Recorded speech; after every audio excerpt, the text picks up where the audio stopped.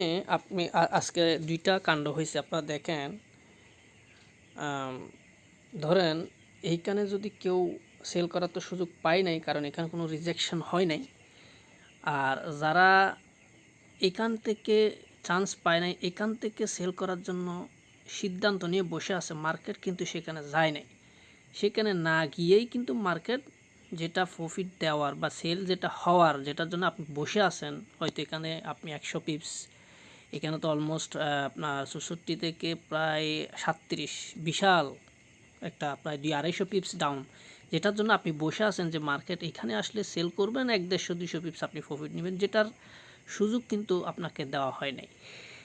So আবার দেখেন, অনেকেই যেহেতু এই লেভেলটা ক্রস করেছে, সেকেন্ড টার্গেট হিসেবে এখানে মানে ফোকাস যাদের, কিন্তু দেখেন ওইখানে টিপি দিয়ে রাখছে মার্কেট, ওইখানে কিন্তু যায় নাই।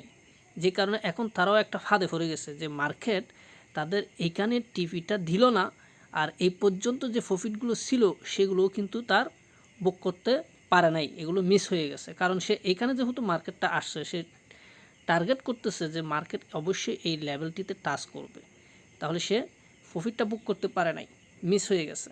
আর যারা সেলার তারাও সেল করতে পারে নাই। এইভাবেই কিন্তু স্মার্ট মানি কাজ করে ভাই। এখন সাপোর্টের থেকে বাই করবেন, রেসিস্ট্যান্ট থেকে সেল করবেন, এরকম কোনো সুযোগ কিন্তু প্রপারলি আপনাকে কোনো রকম স্মার্ট মানি সেই সুযোগ কখনোই আপনাকে দিবে না। দেখেন, আপনি যদি এখান থেকে সেল করার জন্য প্রিপারেশন নিয়ে আসেন, এই লেভেল থেকে যদি এই লেভেল থেকে আপনি সেল করতেন, তাহলে অলরেডি আপনার এসএল হিট, আপনি এত লম্বা এসএল দিবেন না কখনো, তাহলে আপনার SL hit. So SL hit হয়েই কিন্তু মার্কেটটা ডাউন হয়েছে। এভাবেই কিন্তু চলে ভাই মার্কেট।